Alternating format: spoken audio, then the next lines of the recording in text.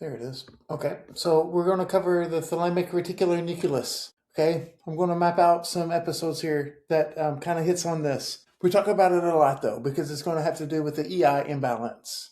And this is the protective shell that surrounds the thalamus. We talk about this a lot, so it's going to be nice just to see it all laid out and understand its functions. The main episode that we'll cover is episode 83, so not long ago. Thalamic Reticular Nucleus, trade dating, and autism. Episode 82 will also hit on this, and that's Sonic Hedgehog. Let's see, and the inhibitory neurons and autism. So we had back-to-back episodes on this inhibition. This is all inhibition.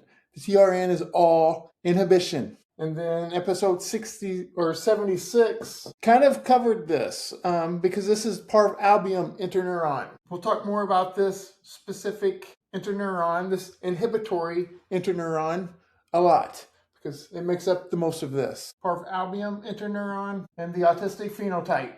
Episode 84 is the opposite side of this, and that is all about excitation, the go signals, excitatory neurons, the brain's go signal, and autism.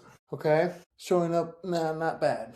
Okay, and then way back, episode, let's see, 3 and 4 touched on. It was like a 2-part excitation inhibition episode, back-to-back episodes. Episode 4 would have touched on more inhibition, but it wasn't very specific as these episodes are. These are really dialing in to specific aspects of the excitation and inhibition, especially for this one right here, the Thalamic Reticular Nucleus. Now, science, because people are kind of career driven, the TRN, you can see it abbreviated and named many different things. Just for the sake of this, just to keep it standard here, keep it similar, we're going to say it's TRN. You can see it probably 3, 4, 5 different names. It's all the same thing though. We love to identify and then name things and then rename things and then rename things.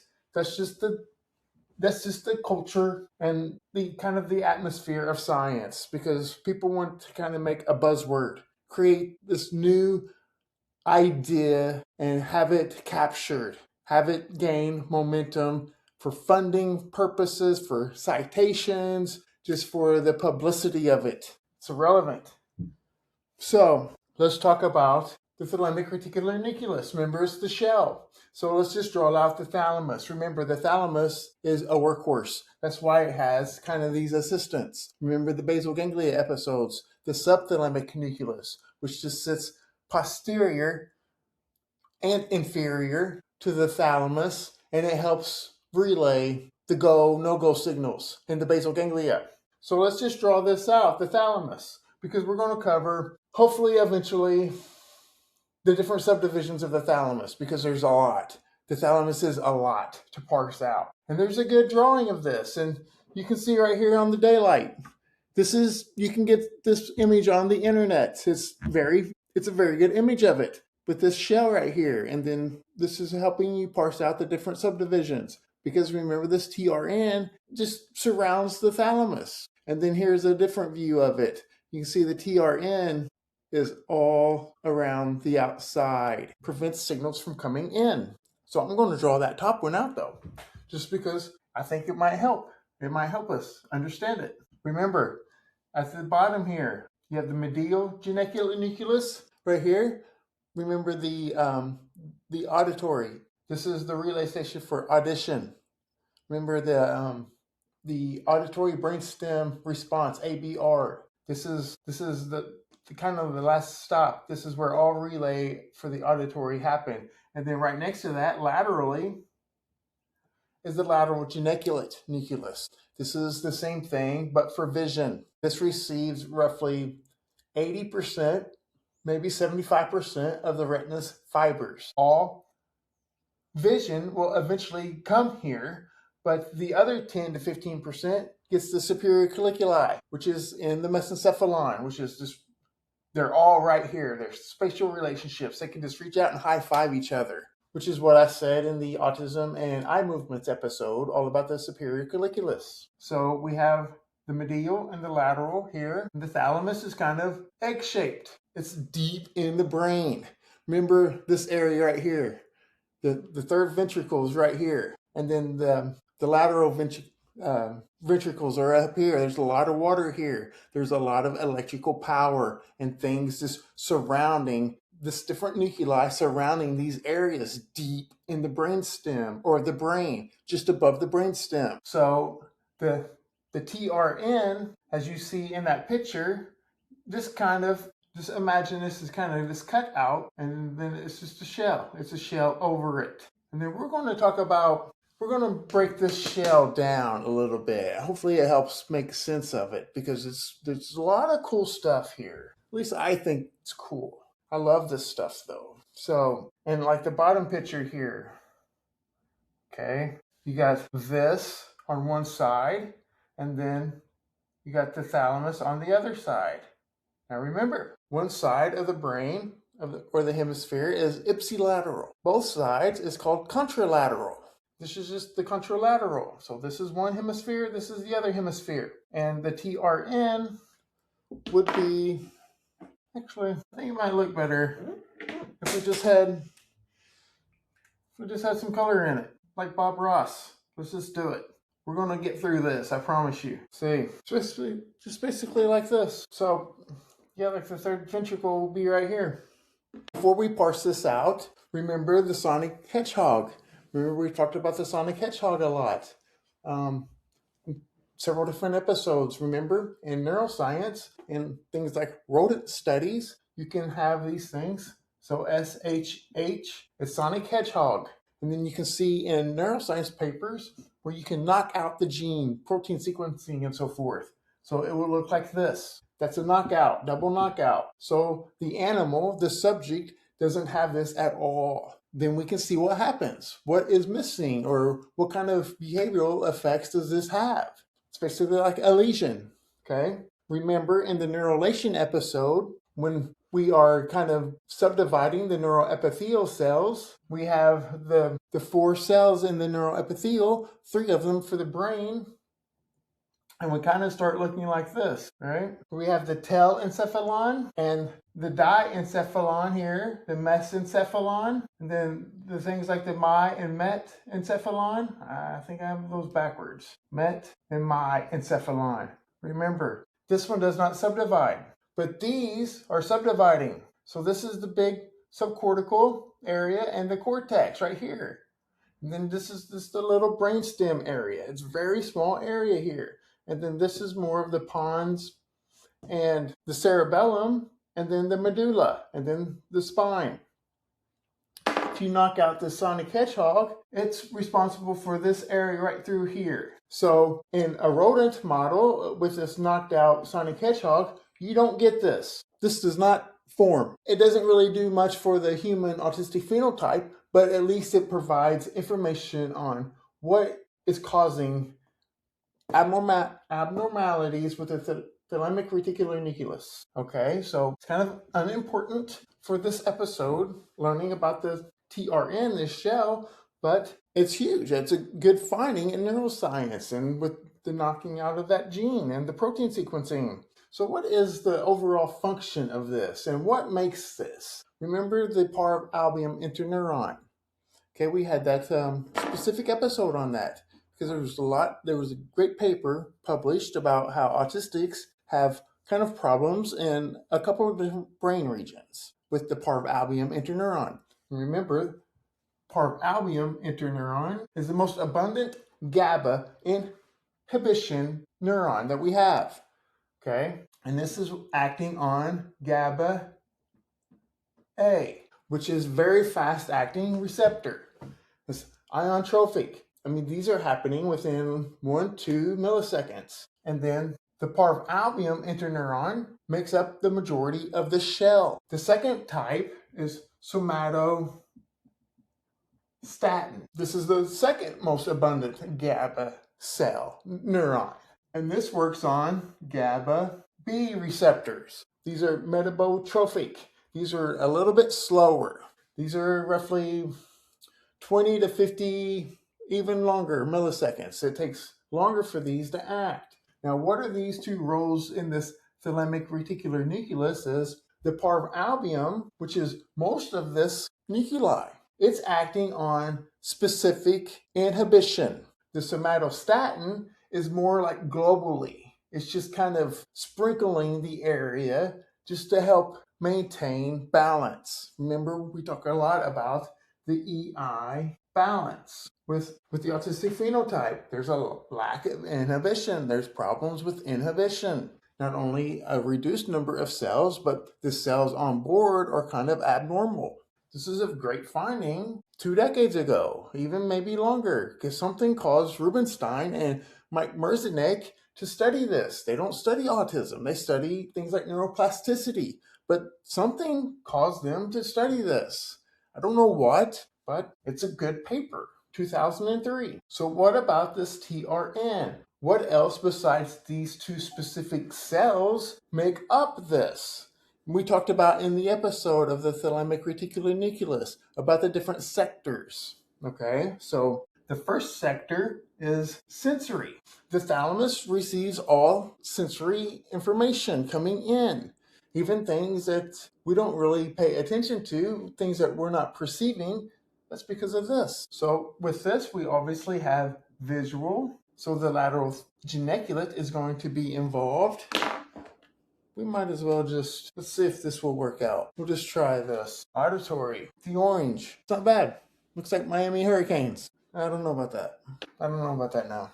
And then somatosensory. Remember, somatosensory is right here. It's kind of sandwiched in between the sensory motor area and the parietal lobe. The parietal lobe is back here. Kind of talk about the parietal lobe here because it's going to be involved. It's very involved in visual thinking, and this is very involved in visual thinking as well. So now, the somatosensory doesn't have its own little relay station like vision and audition does. These are huge sensory processing kind of mechanisms here, especially vision, right? Remember, a lot of our brain is for vision. And then with the auditory, remember, this is another fascinating thing with the endocochlear potential. Remember, this is the highest DC voltage in the human body, happening in the stria vascularis. I was thinking of stria terminalis, but that's a brain region. So anatomy, man, it's tough. So what are some of the inputs coming in?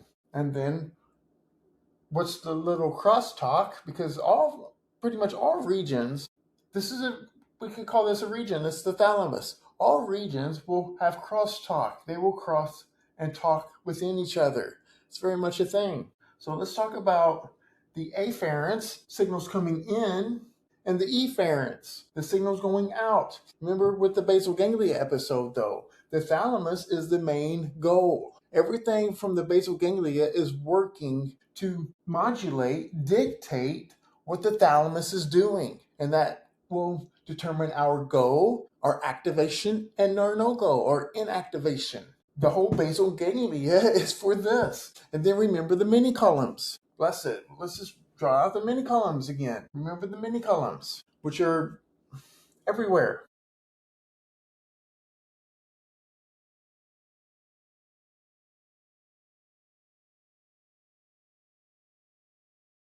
Remember layer 4. It's all starlet.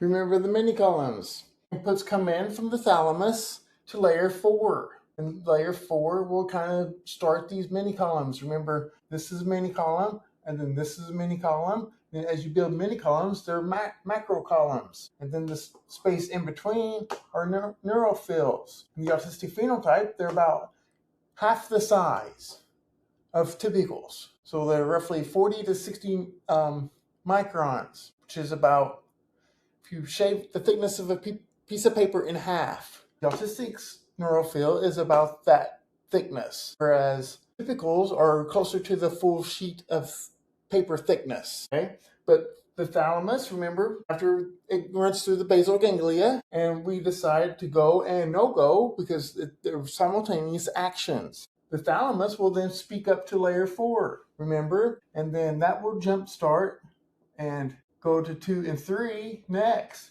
because everything about the living organism, as far as like intelligence and memory and ability, experiences, our skill sets, and so forth, basically live in layers 2 and 3 of the mini columns. And then it will go down to 5 and 6, both 5 and 6. Remember, 5A and 5B, and then 6A and 6B. 5A is for tonic firing. It's just basically firing based off of the inputs and signals coming in. It kind of just is a baseline activation to keep the living organism present, to keep them active and appropriate, in large part here. 5B is more of that burst firing. Remember, what we're talking about is these burst signals, boom, boom, boom.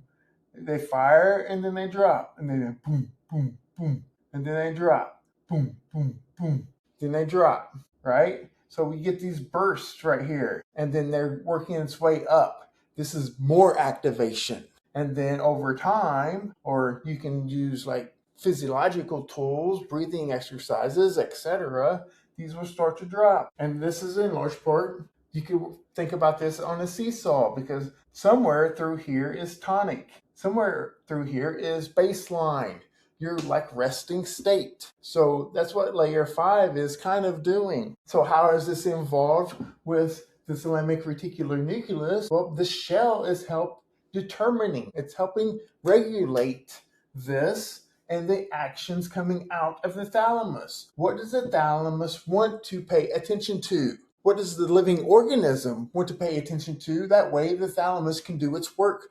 Remember, it's a workhorse. So let's keep in mind the basal ganglia and these mini columns. I don't have the basal ganglia mapped out here, but the end target is the thalamus. Okay, so the connections coming in, a lot of them are that crosstalk within the thalamus, because the signals will eventually, well, actually, let's talk about, because in the episode 83, I think it was, the one that's specific to the thalamic reticular nucleus, we kind of outlined it as like guards. These are like guards and kind of providing protection. So let's map out what has access and the level of security that this shell is providing the thalamus. What kind of security? What about this information coming in?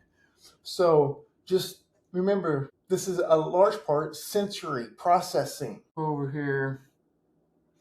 Okay, what, how much, access. Okay, so the sensory, vision, auditory, touch, and so forth. How much access, or said differently, how much security? So I have to make a decision here. Do we want to go how much access or how much security? Let's just say access. Very little. No access. These signals coming in from either vision, auditory, touch. Let's just say the retina is sending some fibers to the lateral geniculate nucleus and then some fibers up to the thalamus. It's going to be regulated by the thalamic reticular nucleus. And then it's also going to send signals back to the visual cortex. So if we want to draw that out real fast, here we have the retina. So signals will come in to the lateral geniculate nucleus, roughly 80%, and then about 85%,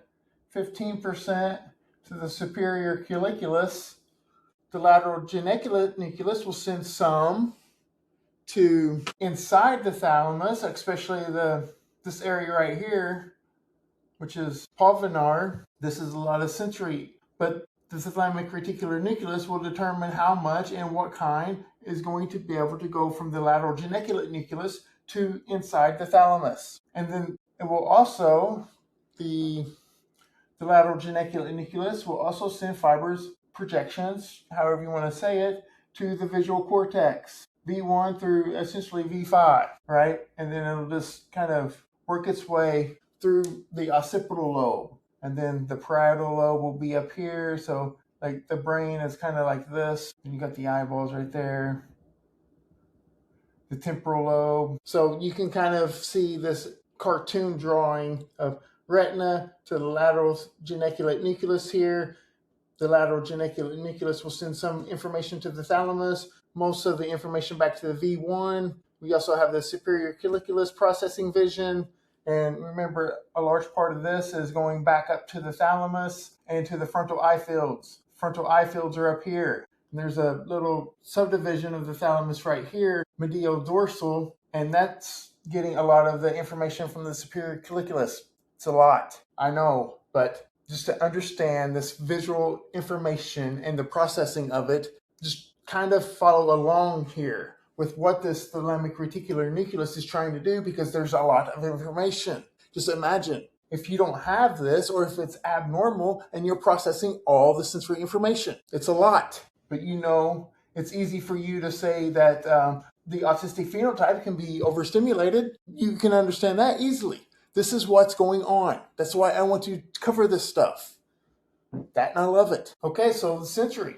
It has little access into the thalamus. This layer right here, remember, 6A and 6B, one is cortical, bless it. Remember the white fibers right through here too, like the fasciculi and so forth. So cortical, cortex, or cortical. So this is just speaking back and forth through the cortex, like the parietal lobe will be heavily involved, the sensory motor and the prefrontal. That's what this is. After layers come down from 2 and 3, sending signals down to these cells, and then the white matter tracks here, there's a lot of crosstalk between the cortex, bringing other subdivisions on board, helping the living organism adapt responsibly. And then the other one is cortico Thalamus or thalamic.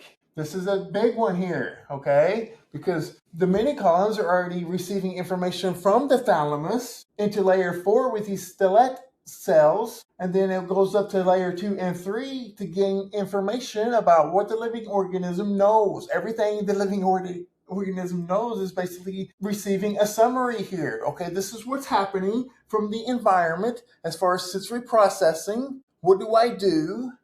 And remember, in the background, the basal ganglia is working to help determine movements, because the basal ganglia is movements, and that's the living organism. That's the role of the central nervous system, is to move the living organism. We're mapping out how it happens. So the thalamus is sending cells or information to layer 4, and then it goes up to layers 2 and 3 to receive information, and then that information is carried down to layers 5 and 6. And from 5 and 6, it's kind of being a completion, but it's never complete. It's just updating, because it's a constant loop, man.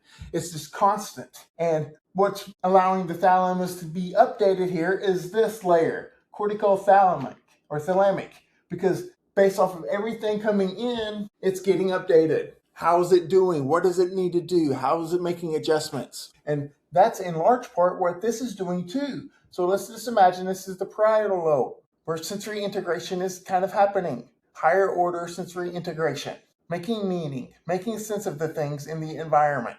And then it can send signals to either the sensory motor, because maybe you just have a habit based off of this information. That habit will then send information down to the dorsal striatum, remember the putamen.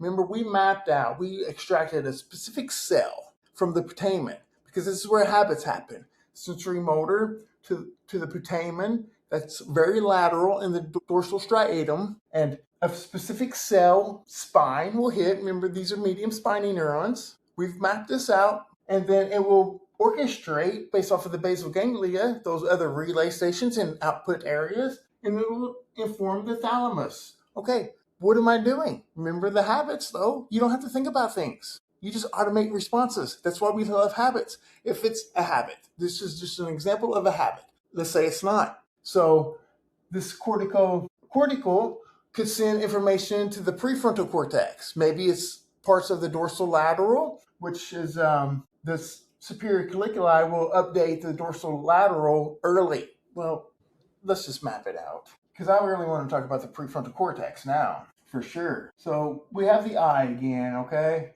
And then the thalamus here. And then we'll do the brainstem here. You know, remember we have the pons, the little football shape. Then we have the cerebellum, superior colliculi, inferior colliculi, right? And then we have the occipital lobe, the parietal lobe, sensory motor, we're up through here now. The dorsolateral, we're getting into the dorsolateral area. This is going to be more of the orbital frontal, and just to help us make sense of where we are, okay? Remember, the basal ganglia is right through here. Remember, it's all surrounding this ventricular area, the third and the lateral ventriculars, okay? A lot of electrical signals here because there's a lot of water. There's a lot of freaking water there. Low blood-brain barrier, too. So let's just map out this prefrontal cortex. Let's go blue right here. Dorsolateral. Use these colors if I don't have to. I don't know if that shows up much different than black. It kind of does. Orbital frontal cortex. This is why I want to parse this out, because this is a lot of sensory. It gets fast-acting things from the environment. About 90% of the things in the orbital frontal cortex, which is just right here, just right on the other side of your eyebrows, is sensory. It's very specific as well. And then deep inside, on the inside of this area, is the medial prefrontal cortex. We've talked a lot about that, especially the anterior cingulate cortex, okay? We'll do an episode all about this because these are heavily involved, especially the medial prefrontal cortex, and maybe more so the orbital frontal cortex and the dorsolateral prefrontal cortex more than what people might consider. I know the medial prefrontal cortex is heavily involved with autism because there's a lot of studies done, because this is where adaptive responses happen. This is where, as we're navigating the world and we're mapping this out neurally with these connections, the medial prefrontal cortex leads the way. And in large part, it's these other subdivisions of the prefrontal cortex are helping out. The anterior cingulate cortex. Remember, they have the spindle neurons and the lack of Parvalbumin. So the medial prefrontal cortex there's a lot of different abnormal cells, neurons here. That's why it's really known. And in addition, the adaptive responses, because everybody knows that the autistic in a social situation lacks kind of skills, because this is being suppressed, and these other subcortical areas down through here, and the habit formation with the rigid thinking, the repetitive behaviors are acting more than here. This is more habit. This is more goal-directed. This is more being able to adapt in the environment based off of useful skills. So that's big. Okay, let's just get back to what has access now. I'm trying. We're getting through it though, because we were talking about the layer 6. So this information coming back down here, back down to the thalamus, is not very good access. Little access. Okay, so we just mapped all this out, receiving sensory information from the environment, which is that's what sensory processing is doing. It's extracting physical information and phenomena from the environment, so the living organism knows what to do. We mapped all that out, and then we sent it up to the mini columns, whichever cortex or whichever area you want to think about. They're all slightly different. In large part, what's different is the layer 4, and then what kind of cells make up layers 5 and 6 and 2 and 3. A lot of pyramidal neurons and then inhibition neurons are making up layers 2 and 3 and 5 and 6. And then you have things like microglia, like the little support cells, which we haven't spent a whole lot of time on that, I admit. So layer 6 has very little access. Layer 5 has a lot of access. Remember, this is more firing rates. Good access. Lots of access. Not bad. Okay. This tonic and burst firing will help determine, because this is kind of providing some modulatory impact, some intensity. How much intensity? So that's valuable information. And then we have some access from the brainstem, especially remember the auditory brainstem response. But there's other things. Remember with the right here with the brainstem, there's a network called the reticular formation, not reticular TRN. It's just a repurposed word, reticular. reticular activating system is one, where it has ascending and descending fibers. And just the reticular formation, or just a collection of these brainstem areas used for arousal, used to go activate the sympathetic nervous system. So this is kind of involved with that. So it has some brainstem arousal. Get up and go. The axis here with this reticular activating system is context dependent. So it's hard to say if it has easy access, you can just get right in, no security, or if it's heavily guarded. It's context dependent. Okay. And then there are things like with this crosstalk. How much does this shell have to be involved with this crosstalk? Maybe it's talking back and forth to these different subdivisions here. There's a lot of different subdivisions in the thalamus. It's a heavily studied area here. So this kind of helps with what has access. The big thing to remember here is just the raw sensory input here has very little access. Now, one thing that I should mention is things like pain, things coming up from the body, that intensity is also more context, but mostly pain has pretty strong access. So there's not a lot of regulation control by the TRN. And here with this pulvinar, which is heavily involved in sensory information here, but the difference between the sensory sector of the shell and the subdivision with the sensory processing inside the thalamus is this provides more attention. So remember the salience network. Remember the superior colliculi reaching up to the frontal eye fields and then back down to the thalamus and back down to the superior colliculi. This information here regarding the sensation isn't so much raw anymore. The living organism is making sense of it. So that visual input has little impact for the Thalamic Reticular Nucleus. It has direct access to go back into the thalamus. Why? Because it's determined. Something's made the determination that that's valuable, because that's what I'm spending my spotlight of attention to. Remember, we've talked about signal to noise, and this is what I want to talk about kind of right now because of how important this is with the signal to noise, because that's a lot about what we're talking about. So I'm just going to go ahead and erase some of this stuff here. So we can talk a little bit about some of the functions and goals here. Sensory gating, it's already covered.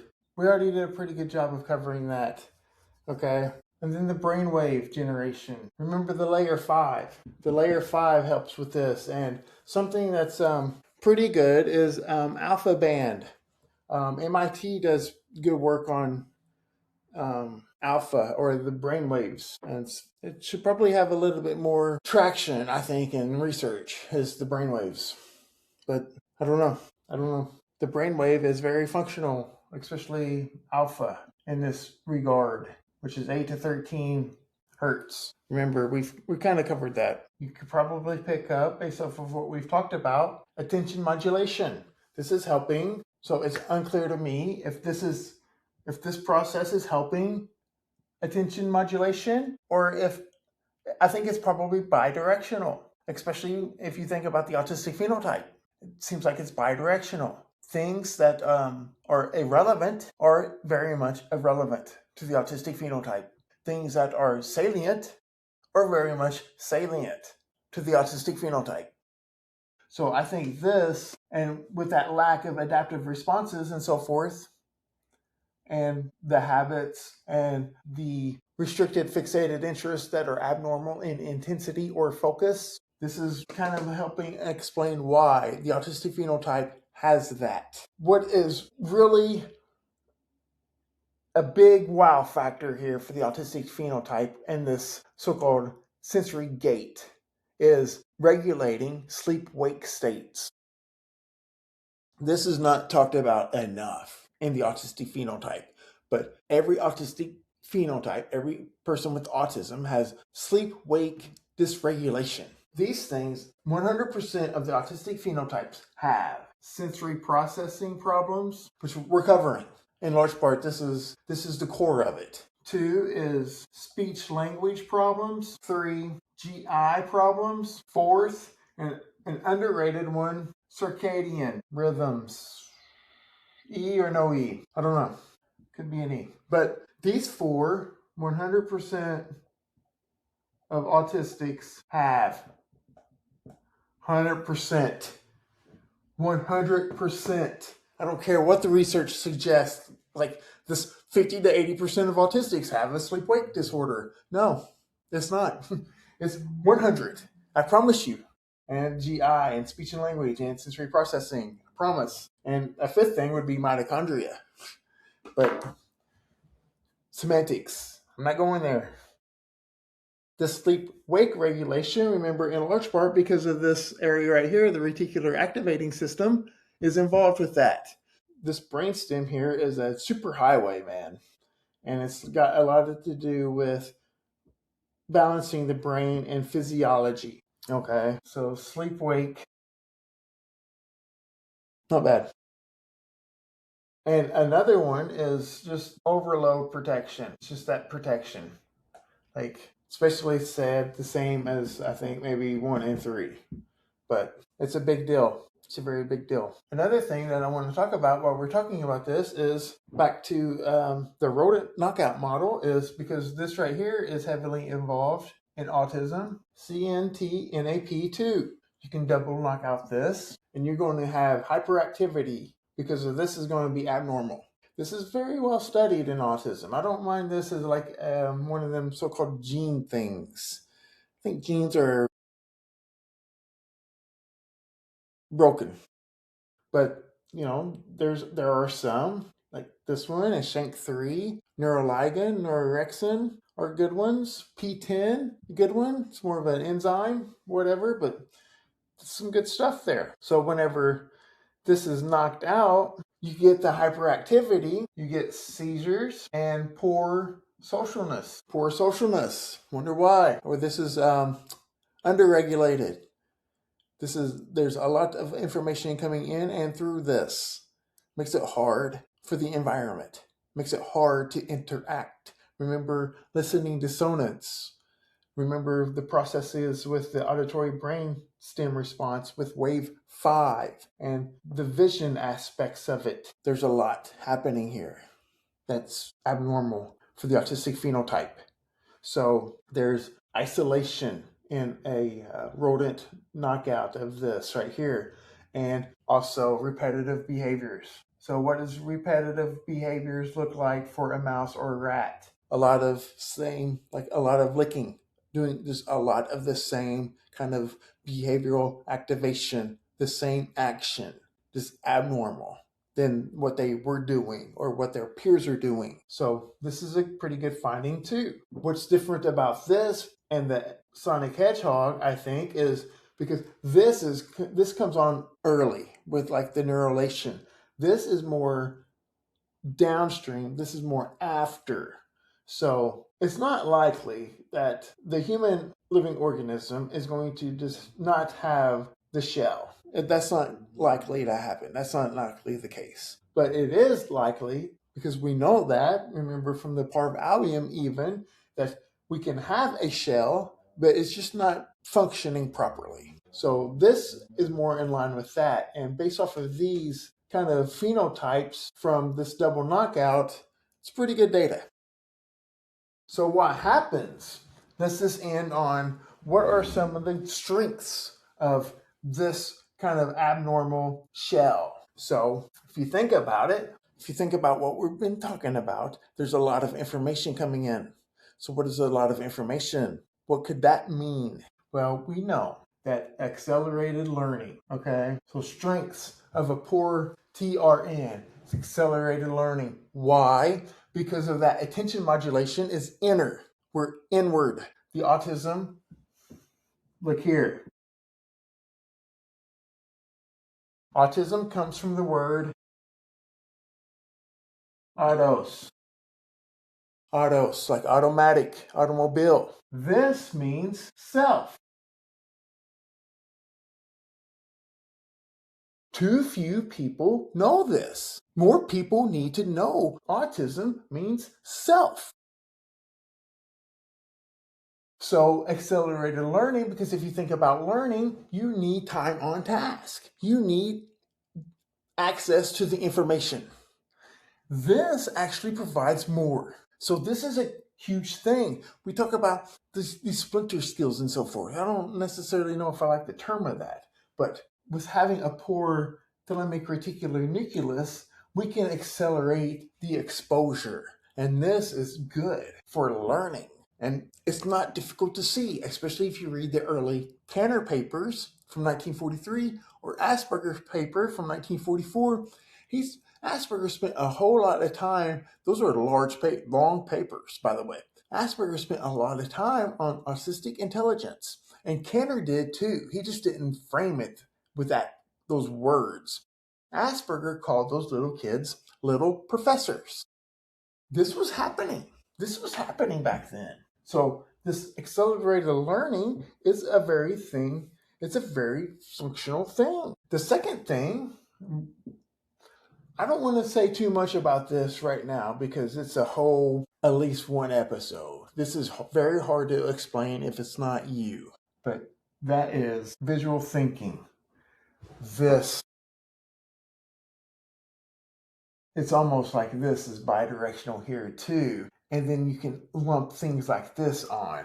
But remember, right here is the parietal lobe, and then there's a little nuclei here called the precuneus. The precuneus is involved in the default mode network as well. Where am I? Right here. The default mode network, okay? And visual thinking. This is imagination. When sensory information, the sensory processing it's heightened in the autistic phenotype, remember, because there's a lot of brain waves being responsible here, and even independent from the shell, independent of it, with the retina to the lateral geniculate and the superior colliculus, and the lateral geniculate and the superior colliculus both are sending fibers to the visual cortex, right? Because the retina, it's split between sending some projections to the lateral geniculate and the superior colliculus. So there's like two distinct pathways here, but each of these two will send some information up to the visual cortex. We'll parse this out. The visual cortex is being bombarded, and it makes it hard to kind of flow through the process. And that's why you hear of things like bottom up or details first. This is so huge with learning. This is so underrated, and this is a big benefit. This is just such a huge benefit. I can't speak enough on visual thinking and accelerated learning, or even the default mode network, because that's a big misnomer. Science and people think the autistic phenotype has an abnormal default mode network. No, this is our default. The default is the default mode network because it's all in-ear or inner. Remember the salience network as well. Inner. Autism means autos, which means self. It's not complicated stuff. People researching autism are not autistic. People researching autism are just viewing it from the outside.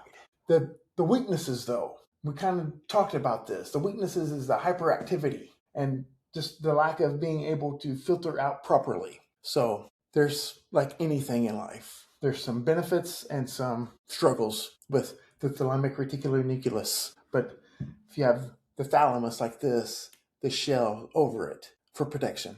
Thalamic reticular nucleus.